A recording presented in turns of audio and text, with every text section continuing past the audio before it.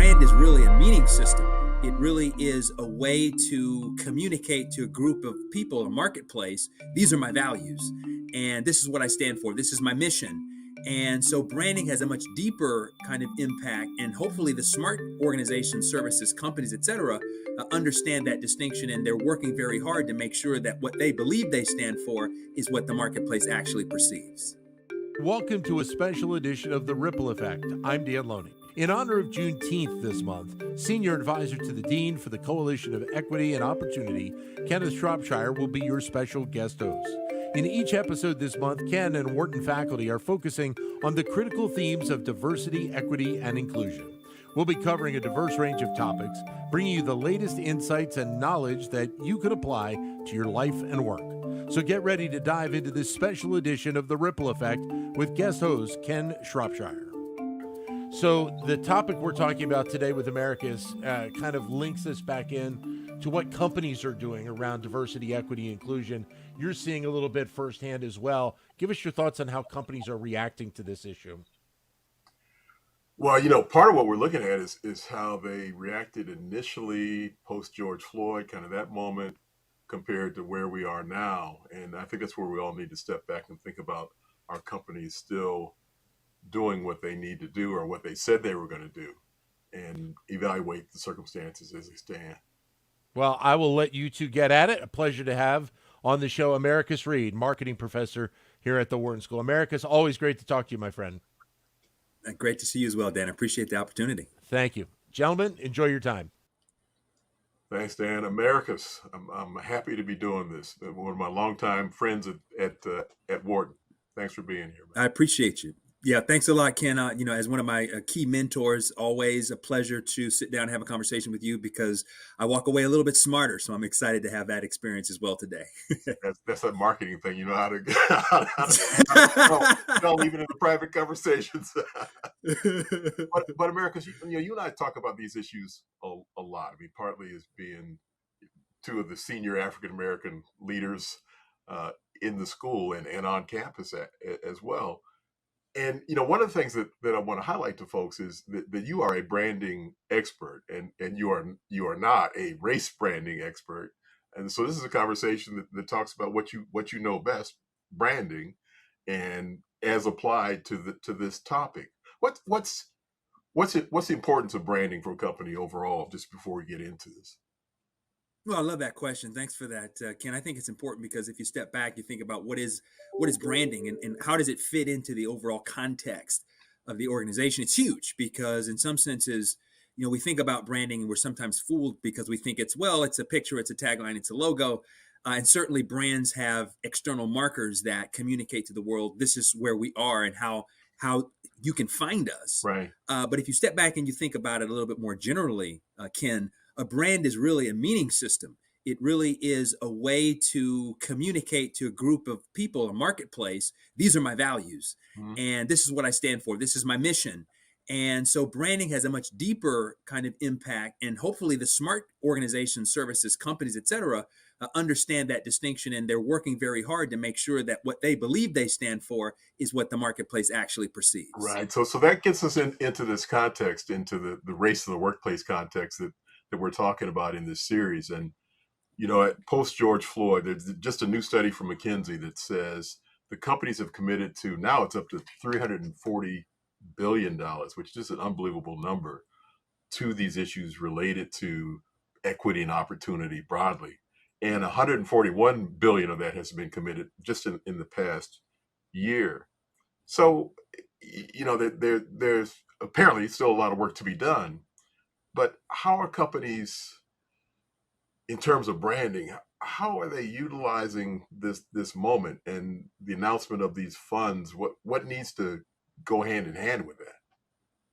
Yeah, it's a great question, Ken. I think what's really, really important and is an aspect that is sometimes missed is the idea that as we try to communicate a connection to a marketplace and an understanding of how internally we are as an organization changing to become better, right, or to be better citizens, what needs to be done. And I think the money piece is super important to your point.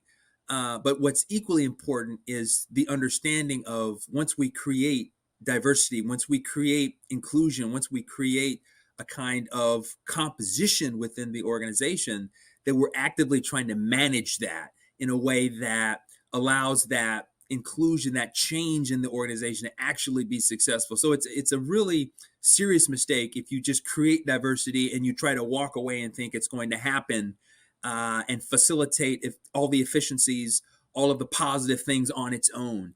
Because the organization, the individuals the employees, the people, they have to understand how to reconnect and reintegrate with new perspectives. And sometimes that requires difficult conversations. It requires uncomfortable situations because you have a new context that people are expected to thrive as an employee in. And you just can't pretend that that's going to happen all on its own. There also has to be some oversight and some purposeful consideration with respect to how to manage that diversity as well. So I think companies are awake to that now, and that they understand that it's not just only being self-aware, but it's also understanding that we have to work very hard to manage this new world that we want to try to see in the vision of our future. So externally, you can get a branding bump, I guess you would call it, by announcing the money, by announcing programs. But you're saying there's much to be impactful, to truly make this work. The work continues once you make that announcement in a way that maybe some companies haven't contemplated. Yeah, I think that's correct. I think that the understanding that the work is just starting. It's a great point you just made. Once you start making those important initial efforts to create, now we have to also understand that's the easy part. Right. The hard part is, how do we now manage this appropriately? How do we make this part of the DNA? How do we bring people together in this new world that they haven't been in perhaps before? And how do we make them thrive and be successful in that new setting? Right. So I guess the question is then how do you, I mean, any examples you can give, or maybe it is just top-down thinking. How do you sustain this? So once you announce the money, you announce the program, how do you make that I guess it's certainly from your kind of bailiwick, as we would say, how do you sustain that brand? What do you need to do to make it last longer than that moment? And this is some of your language too, and be genuine and authentic at the same time. Yeah, that's the huge part. That's the difficult part. And I think a couple things have to happen, Ken. First, you've already alluded to this. You have to have kind of top down, full on, full committed support to this. In other words, this ethos has to live and breathe and be incredibly robust in the C-suite. And then once that ethos is there has to be the work that's being done to permeate it through the entire various levels and layers of the organization. So it's kind of like, it's two parts. One part is the authenticity piece comes from those individuals in the C-suite, making sure that this is a living, breathing thing that happens and is reinforced every single day in every aspect of the daily tasks that have to occur in terms of the organization running efficiently. And a second part of that is everyone within the organization being aware of what they need to now do to make that vision, that ethos real. And so part of it is to make sure that it's kind of flowing through the organizations from the top down, but also the bottom up. And that there's a clear shared collective understanding that this approach is something that we all believe in, and that we're going to work every day to becoming a successful, aspect that we want to build as part of our brand, if we want to reach that level of authenticity that you were describing earlier. So if I'm hearing you correctly, as I'm sitting in my marketing classroom today, the external part is one thing, but there's really a lot going on internally that makes this important, that makes the branding impactful. You're saying that a lot of the conversation that needs to be contemplated is not the press release that you send out to the public. It's what you do inside the company. That's 100% correct. If you think about it, and I've seen this happen in many different situations, Ken, where companies will show up and say, "Here's the new brand," Right. and then they kind of walk away and they say, "Okay, we expect everyone to now be empowered to embrace this." And the problem with that, Ken, is there were no degrees of freedom for people to own it. There was no opportunity for people to say, I collaborate, I'm part of this. And so in those situations where it just shows up, it tends to fall flat because there was no groundswell where people felt like they were actually a part of this movement towards this change that we're trying to see happen. And so the smart companies understand before they even do this, the press release, they're working in the background to make sure that everyone in the organization is understanding that we're going to be a co-collaborative effort here, and we're going to do this together. And there are going to be moments of pivoting, moments of changing, moments of modification, mistakes, missteps. We understand that this is an evolution, it's a process, but we want to make sure that we bring the company and all of its constituent parts, all of its employees, we want to bring them along with us so that they feel they're a part of this and that they have some psychological ownership in it. So we're talking about this companies that got on board, I think, in some way post George Floyd. What about companies that missed the moment, I guess, that are looking around and realizing we didn't do this, we need to get on board? Is it too late? What missteps could be made if you do try to jump in and do some work in the DEI space or in the wealth gap space, or should you just continue to lay low?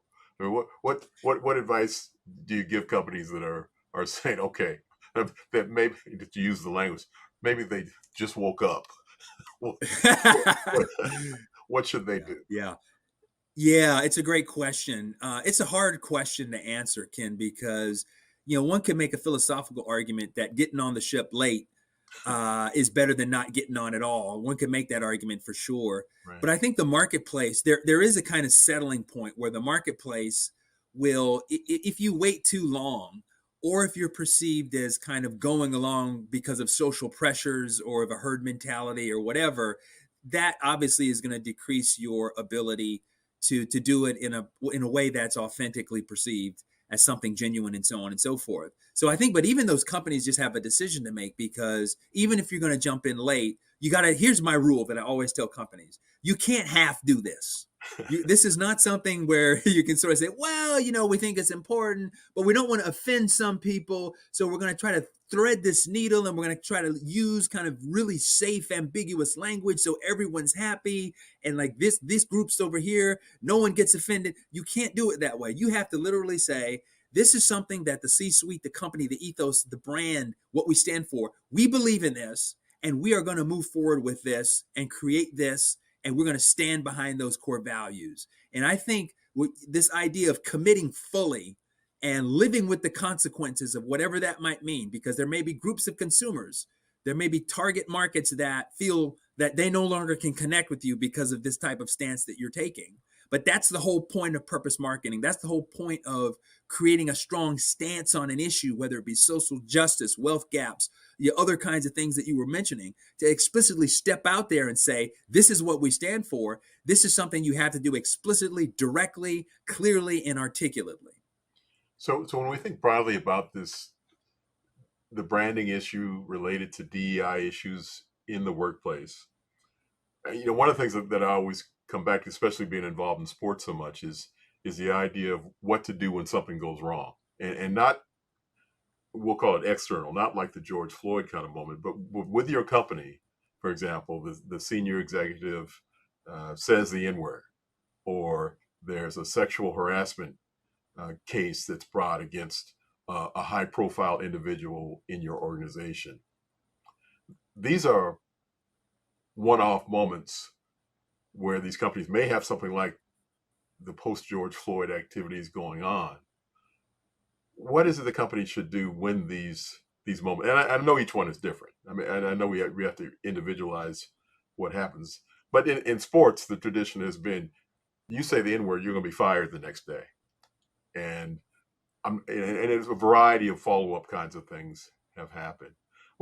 What's your kind of thinking about this when you see these crisis moments happen in this space where we're concerned about DEI and race in the workplace, and companies that want to have the right brand after something occurs? what kinds of steps do you contemplate in terms of regrouping when those things occur? Yeah, I think it's a great question, Ken. I think that there's a couple of things that I believe are really important. And I think the research on this is quite clear. And that's the idea that, first of all, it's interesting because crises around DEI, situations of race, situations where we're trying to create more diverse components within our organizations, they're going to happen. So the idea is, how do we respond to those crises? And I think that's implicit in your point as you asked that question, Ken. And I think there's a couple of things that are really important. The first thing is that you always have to jump out there in these situations and be quick to validate the concerns of those who are offended, right? So language that has to do with, well, I'm sorry I offended you, things like that, that's the wrong language. The language is to just come out, own it, and say, hey, mea culpa, I made a mistake around this particular issue. There may be some racial tension going on with respect to how my company fits into a context, or leaders in my company are engaging around issues around DEI, but you got to come out and own it quickly and validate those concerns of individuals who may be and other constituents who might be offended by that. That's point number one. Point number two is to say, listen, I got to show you an action plan. So I think that's the second step of basically saying, here's what we're going to do in this context of what happened in this particular crisis. We have this 4-point plan, and here it is. Okay. And then lastly, Ken, you think about steps 1 and 2 that I just mentioned, and being very proactive about controlling that narrative and getting out there and talking to people so that they understand your position and your plan moving forward about that particular DEI or race-related crisis that might happen in your organization. So if you follow those 3 steps, you can mitigate the negative potential reaction that could happen. The worst thing you could do is stay silent and allow maybe your rivals, your arch enemies, to fill that silence. So, that's something that I think about with respect to companies. I'll also just quickly add this, Ken. If you've been doing the work, this is what you said earlier, if you've been doing the diligent, purposeful work around these issues of DEI and race, and your historical footprint is out there, you have a surplus of goodwill in the bank that you can draw upon when these crises happen, such that when you go out there now, it's not like the marketplace is looking at you like, man, those evil bastards. No, they're saying like, you know what? If I look at what they've done over the past, they have an authentic, connection with these DEI racial related issues. And so therefore, I'm going to take that into consideration when I evaluate their response to a particular crisis. Then there's some real genuineness to, that's not who we are. And again, as I mentioned, it's so common in sports, and we have to let this person go because they're not part of our ethos. The other path that we're talking about in some of these conversations is the idea of what else can you do to rehab someone or to get someone in the right frame of mind. And there's a lot of research now from some of our faculty about the idea of diversity training and that sort of thing, which may have a good PR value, but it's not necessarily as impactful in terms of having a real impact on people as some have contemplated. So that's great. I mean, I love those 3 steps. I mean, I think that's so much more, and something for companies to be able to contemplate in advance, as you say, in this longer kind of planning. If you are really about DEI, if you really are about addressing issues of race in the workplace, you should have these kinds of plans in place. And I think related to that, the other question that I wanted to ask you before we begin to close out is, what should companies do? And I hate to frame it like this, but I think it does capture the question, when the next George Floyd moment occurs. Oh, that's a great question, Ken. Yeah, I think that. I mean, it is kind of going back to the beginning. Should you issue these statements again? Should you say we're going to commit this money again? Has that proven to be a good path? I mean, have some companies done it right, or is there some other path that you see that they might begin to contemplate? And companies, this will cost you a lot of money in real life to get this advice from Americus. No, you ask a very challenging question, Ken. I think that from my perspective, one of the things that you had mentioned earlier that I want to unpack just a little bit is the context of what gets done with that money. And, a big part of the efficacy around this, and the research bears this out as well, is the idea that you have to take these efforts and you have to create interventions that the company and the community are co-involved with. So it can't just be, let's hire the celebrity to come in and put a beautiful, glossed over, training manual. Here's the training manual. Starbucks, let's shut down for a day and do a whole day of training on all the stores, and we'll have Common come in and he'll be on the video, and that's great. But at the end of the day, you also need what's going on in the community. Like, what are we doing to be a part of that conversation, to be a trusted advisor in the community, doing things to help the community understand where we are with this issue and how we're helping the actual community, not just through them buying our stuff, but authentically, investing in these communities that would allow the probabilistic likelihood that maybe we can be a part of reducing these types of incidences from happening in the first place. So it's really a full 360-degree approach where, yes, we want to do the internal work that gets the PR bump up and gets covered in the media and gets us that earned media, but we also want to be working very, very closely with the community activists, the boots on the ground, if you will, the folks that are fighting these issues in the absence of the light of gratitude from any audience, and be a part of that effort and that work, and putting money into those kinds of areas as well to, again, build it up, not only from top down, but also the employees, the layers, but also the community as well. So I think that, you're not going to stop potentially these types of things from happening, but you always want to be in a proactive mode of investing in the community and being a part of that solution, such that these types of unfortunate incidences don't happen in the first place. I think that's the best that you can do, and that you have to kind of do that from an authentic and a genuine place, as you just mentioned.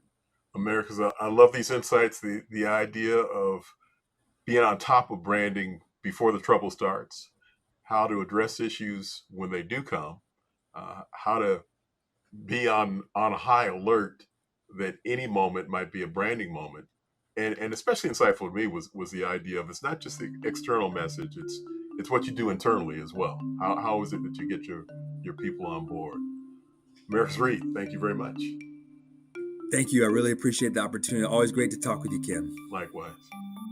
Thank you for listening to The Ripple Effect. We hope you found this episode informative and engaging. Don't forget to subscribe and leave us a review so that we can continue to bring you the best insight from the Wharton School. Stay on top of the latest in identity, marketing, branding, and pop culture by following Americus Reed on social media, or learn more at americusreed.com.